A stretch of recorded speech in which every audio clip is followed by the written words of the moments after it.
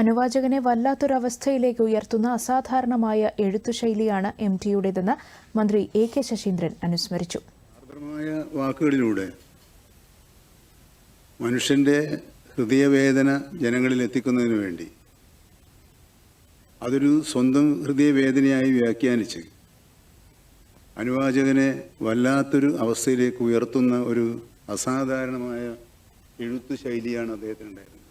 അതാണ് ഞങ്ങൾ തമ്മിലുള്ള എന്തെങ്കിലും ഒരു ബന്ധം ഔപചാരികമായി ഔദ്യോഗികമായി പറയാനുണ്ടെങ്കിൽ ഉള്ളത്.